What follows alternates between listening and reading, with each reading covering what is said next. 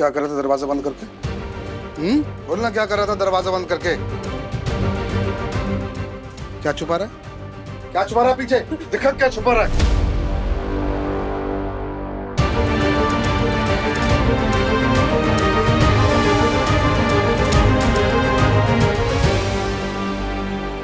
क्या हो रहा था? पापा वो मैं डंड मार रहा था। डंड मार रहा था। अच्छा है, बढ़िया से कर। 1 महीने में फिसड्डी से पहलवान बनना चाहिए, देगी बिल्ली से टाइगर बनना चाहिए, टाइगर है। कर।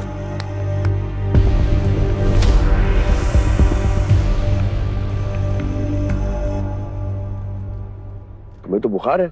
नहीं, मैं तो ठीक हूँ, कोई बुखार नहीं है। एक सेकंड, क्या ठीक हो तुम? हाँ, तेज बुखार है तुम्हें? एक भाई की सोच कितनी अच्छी है और एक की नीयत कितनी गंदी। मन तो कर रहा है कि बता दूं इन्हें, पर मैं आर्यमन सर को शर्मिंदा नहीं कर सकती। माँ ने कहा था तुमसे कपड़े बदलने को, लेकिन नहीं। तुम्हें तो सिर्फ बोलती ही रहना है, सुनना है नहीं किसी की। और इतनी तेज बुखार में यहाँ आने की क्या जरूरत थी तुम्हें? बुखार का क्या है, ये तो आता जाता रहता है। पर ऐसे मेले रोज नहीं लगते ना। वो दरअसल मुझे अभी पैसों की जरूरत थी, तो इसीलिए, और कुछ नहीं। ठीक हूँ मैं। I'm sorry, तुम पर चिल्लाने के लिए। इतना मुश्किल सा दिन रहा है तुम्हारा, फिर भी इतनी बुखार में यहाँ आकर तुम इतना काम कर रही हो। थक नहीं जाती क्या परेशानियों से? परेशानियों से क्या डरना सर, ये तो भूख जैसी होती है। सॉरी, क्या? भूख जैसी? हाँ, मतलब जब हमें भूख लगती है तो हम खाना खा लेते हैं और फिर भूख मिट जाती है, और थोड़ी देर बाद हमें फिर से भूख लगती है तो हम खाना खाने की तैयारी में लग जाते हैं। और ऐसे ही परेशानी होती है, मतलब जब हमें कोई परेशानी होती है तो हम उससे लड़ते हैं, उसे हराते हैं, और फिर कोई नई परेशानी आ जाती है। पर हाँ, आपने आज जो भी किया ना, उसके लिए आपका बहुत बहुत थैंक यू। अगर आज आप नहीं होते तो पता नहीं मेरे मोहन का क्या होता। क्या हो रहा है यहाँ पे? मेरी वजह से कृष्णा का हाथ चल गया। कृष्णा, तुम सारी जलेबियां पैक कर देना, मैंने घर ले जा रहा हूँ। नहीं नहीं सर, आपको सारी जलेबियां खरीदने की कोई जरूरत नहीं है। मैं तुम पर कोई दया या मेहरबानी या एहसान नहीं कर रहा हूँ। हम सबको जलेबियां बहुत पसंद है, राइट? हाँ। ये तो कह भी रहा था किसी जलेबी खानी है, तो पैक कर दो प्लीज। किटन, सारी जलेबी ले लेना और इनके लिए दवाई ला देना प्लीज। चलो। हाँ चलो। हाँ भाई। Shut up!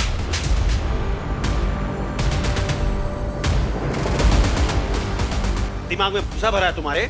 हाँ, इतना बड़ा डिसीजन लेने से पहले कम से कम आर्यमन से पूछ तो लेते तुम। क्यों पूछूं मैं आर्यमन से? कौन है वो? My boss.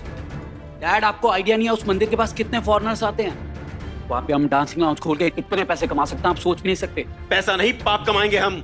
O come on Kundan, आप आर्यमन के डिसीजंस पे तो कभी सवाल नहीं उठाते। अगर सिड अपने हिसाब से बिजनेस करना चाहता है तो करने दीजिए ना, प्रॉब्लम क्या है? प्रॉब्लम है क्योंकि ये फैसला गलत है। लोग मंदिर में आते हैं भक्ति रस में डूबकर नाचने के लिए, किसी डिस्को में नाचने नहीं आते। और तुम ना इन सब बातों पर ध्यान देने के बजाय अपने लाडले पर ध्यान दो। पूछो इससे किस लड़की से थप्पड़ खाकर आया ये। क्या? थप्पड़? अरे माँ, वो लड़की का ना दिमाग खराब है। उससे जितने पैसों में डील हुई थी वो उससे ज्यादा मांगने लगी। मैंने रोका तो उसने मुझे थप्पड़ मार दिया। अरे तुमने ही कुछ गलत किया होगा, अच्छी तरह से जानता हूं कितने पानी में हो तुम। और हां, आज के बाद कोई भी डिसीजन लेने से पहले तुम आर्यमन से पूछोगे। ये मेरा ऑर्डर है, समझ गए?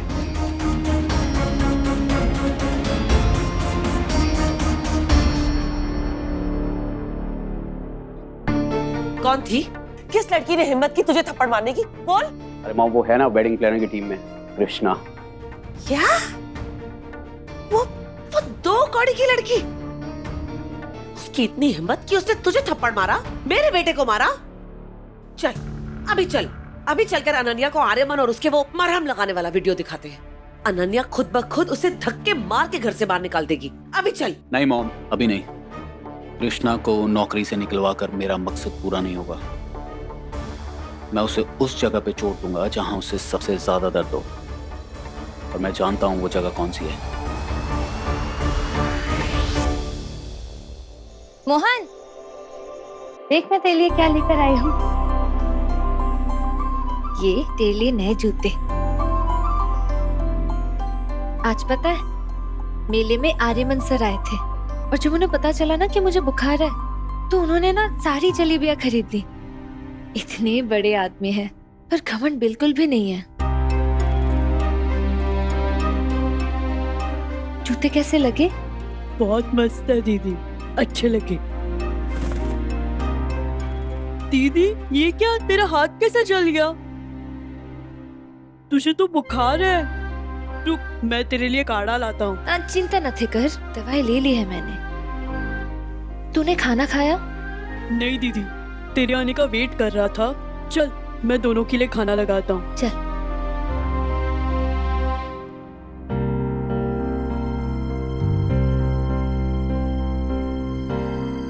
सुन ना, आज स्कूल में जो हुआ ना, उसकी बिल्कुल भी टेंशन मत ले। अब ना वो लड़के तुझे बिल्कुल परेशान नहीं कर पाएंगे, इसलिए सोमवार को ना तू एकदम बिना डरे आराम से स्कूल जाना, ठीक छे? मेरा तो ठीक है दीदी, मैं ठीक हूँ, पर तेरा क्या? मुझे पता है तुझे बुखार क्यों आया। रत्ना भाभी ने सब बताया जो दिल में हुआ आज। जावे दे, ऐसा सोच कि बला आई थी लेकिन टल गई। आज टली है, कल फिर लौट आई तो। दीदी तू इतनी पूजा करती है अपने द्वारकाधीश जी की, और ये फल मिल रहा है हमें। द्वारकाधीश जी पर मत जाना, अगर उन्होंने इस परिस्थिति में डाला है तो बेड़ा पार भी वही कराएंगे। और आज हम दोनों एक दूसरे को खाना अपने हाथ से खिलाएंगे। ये ले।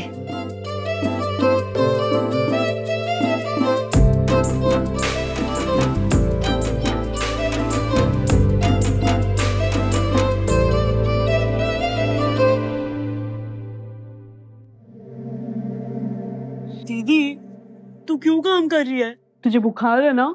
अच्छा, तो कौन करेगा? और वैसे भी मैंने दवाई ले ली है। मैं हूं ना। तू ये ले, तू आराम कर और गर्म पानी पी, उससे तेरा बुखार और सुर दोनों साफ हो जाएंगे। कल तेरी भजन संध्या है ना?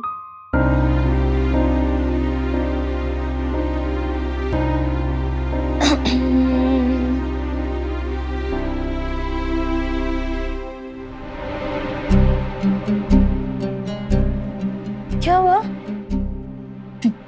कुछ नहीं, वो बस जरा हाथ लग गया। चोट तो नहीं लगी ना तुझे? दीदी कितना सुरीला गाती है तू। काश एक दिन ऐसा हो, तू गाए और मैं नाचूं, कितना अच्छा लगेगा ना। वाह, यहाँ मैं भजन करूंगी और तू करेगा डिस्को, और पूरी जनता वहां से खिसको। चाहे और वैसे भी तुम आजकल के लड़के ये पुराने गानों के साथ जो नए नए ढिंचैक नाचते हो ना, वो मुझसे नहीं गाया जाएगा। कैसे बताऊं तुझे कि मुझे डिस्को नहीं कथक करना पसंद है। अच्छा ठीक है, गोलगप्पे की तरह मुंह मत खुला। चल करते हैं कोशिश।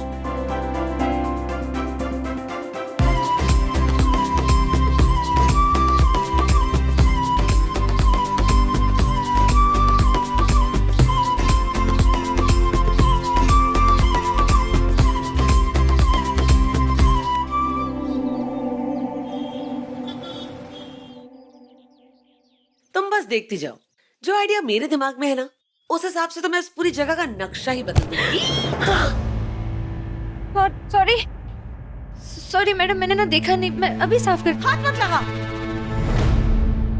दिखेगा कैसे? आंखों में इतने बड़े बड़े सपने जो बिठा रखे हैं।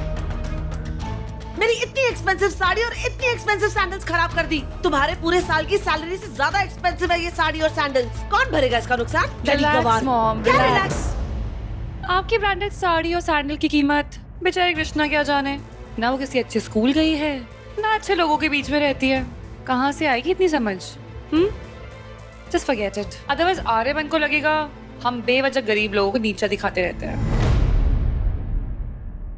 क्या बेबी, कितने ड्रीम्स थे मेरे। मैंने सोचा था कि तुम्हारी इटली या रोम में डेस्टिनेशन वेडिंग करेंगे। कितनी प्लानिंग की थी मैंने, और तुम मुझे यहाँ इस द्वारका में ले आई इन गवारों के बीच। ना कोई क्लास है, ना स्टैंडर्ड और ना ही मैनर्स। एलएस। जिसमें प्रेम है वो नाता सबसे सुंदर बंधन है। तभी तो द्वारका में रुक्मिणी के साथ देवकी नंदन है। रुक्मिणी जी के दिल में द्वारकाधीश जी के लिए जो प्यार था उसका ही प्रतीक है ये द्वारका। और अगर आपके और आर्यमन सर की शादी यहाँ होती है तो आपको रुक्मिणी जी और ठाकुर जी का आशीर्वाद मिलेगा। ये तो अच्छी बात है ना? कर ले, बड़ी बड़ी बातें कर ले। एक बार अनन्या तेरा और आर्यमन का वीडियो देख ले, फिर मैं सबके सामने बेइज्जत करूंगी तुझे। सुन लड़की, ये जो तेरा ज्ञान है ना, इस ज्ञान इसी ज्ञान की तो तुझे जरूरत है सृजला। कितनी प्यारी बातें बोलती है तू बेटी, कितनी संस्कारी, कितनी पवित्र। ये लड़की इतनी छोटी सी है, फिर भी उसे शादी के पवित्र बंधन की समझ है। मम्मी जी, इस लड़की की सोच कितनी सुंदर है और इसका मन कितना पवित्र, ये तो वक्त ही बताएगा। चलो बेबी, तुम्हें कुछ स्पेशल दिखाना है। कम। इतनी छोटी सी उम्र में भी तुम कितनी प्यारी प्यारी बातें करती हो कृष्णा। तुम्हारे माँ बाप ने तुम्हें बहुत ही अच्छे संस्कार दिए हैं। क्या हुआ? दादी, मेरी माँ नहीं है। फिर तो तेरे पापा बिल्कुल अकेले रह जाएंगे जब तू शादी करके जाएगी। पता नहीं कौन सा पाप किया था मैंने, जब तुम्हारी माँ तुम दोनों का बोझ मेरे ऊपर डालकर चली गई।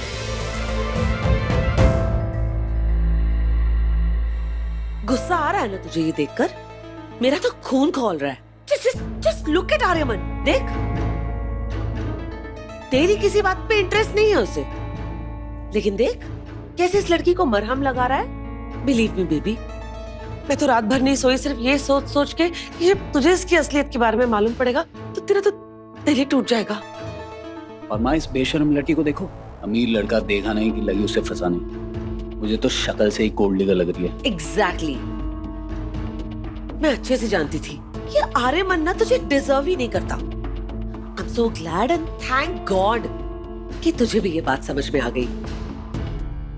दादी, मैं ना शादी नहीं करने वाली। बहुत जिम्मेदारियां हैं सर पर, और फिर मेरे छोटे भाई को पढ़ा लिखा कर कुछ बनाना है, पापा का ध्यान रखना है, उनकी देखभाल करनी है। तो मैं तुम्हें आशीर्वाद देती हूँ कि द्वारकाधीश जी तुम्हारे लिए एक ऐसा राजकुमार भेजेंगे जो तुम्हारे साथ साथ तुम्हारे परिवार का भी ध्यान रखेगा। वो लड़का तुम्हारे लिए एक ऐसा तारा बनकर आएगा, तू विश करेगी और वो पूरा कर देगा।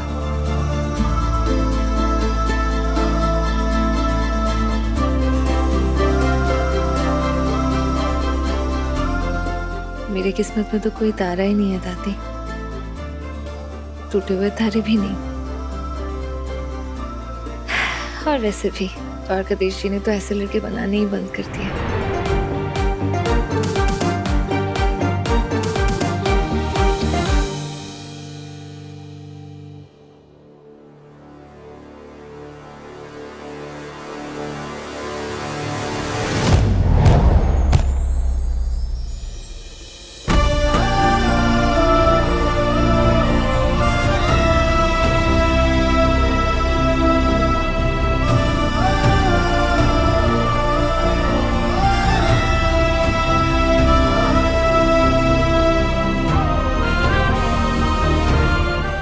बुखार उतर गया तुम्हारा?